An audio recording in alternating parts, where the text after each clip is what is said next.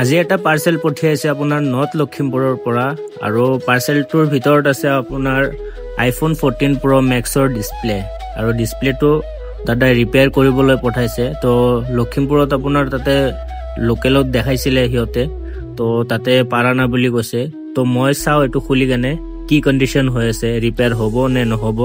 বলক মাইক্ৰোস্কোপত দেখাইছো তো মাইক্ৰোস্কোপত আইডেন্টিফাই কৰাৰ সময়ত মই দেখা পালো যে ডিসপ্লেৰ অৱস্থা একদম নাই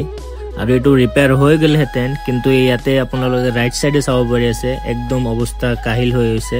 চাব পাৰি আছে একদম নোহোৱা চান্স একদম 0% কাৰণ এটো লাইন যিমান কিটা লাইন আছিল সব এবাৰ ব্ৰেক কৰি পেলাইছে তাৰ পিছতে 13 Pro এটা লৈ আহিছিলে দাদা এজনে আপোনাৰ ধুবুৰীৰ পৰা তো তাৰ পিছত এটো মই 13 Pro টো খুলি মই এটো ডায়াগনোজ কৰি আছো তো ডায়াগনোজ কৰা হৈ গল তো ইটা আপোনালোকৰ সন্মুখত লাইভ ৰিপেয়াৰ কৰিম চাব পাৰিব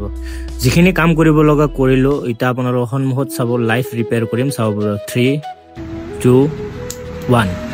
তো এনেদৰে আপোনালোকৰ স্ক্ৰিন ৰিপেয়াৰ হৈ যায় আৰু উইদাউট ডিসপ্লে চেঞ্জ আপোনালোকৰ স্ক্ৰিন ৰিপেয়াৰ হৈ যায় তো আপোনালোকে ভিজিট কৰিব পাৰে আইফোন গ্যাৰেজত সো ফাইনালি এটো আপোনাৰ 13 Pro আছিলে আৰু টোটালি হোৱাইট আছিলে চাব পাৰিছে লাইভ ৰিপেয়াৰ কৰিছো ঠিক আছে কাস্টমাৰৰ ওচৰত আছে তো দাদা কেনেকুৱা পাইছে আপুনি ভালে তো আপোনাৰ সন্মুখত লাইভ কাম কৰিছো নে লাইভ তো বেলেগ আৰু ক'বাত দেখাইছিলে দেখা নাই ফাট দে নহয় নহয় বেলেগ কিবা ডিসপ্লে চেঞ্জ কিবা ক'লে ন আপুনি 32 ডলাৰ ডিমান্ড কৰিছিলে সাৰ্ভিস চেণ্টাৰত তো ঠিক আছে বাৰু তে পুৰা হ্যাপি ন কিমান টাইমত কৰিছো কাম এটো 20 to 15 মিনিট ঠিক আছে বাৰু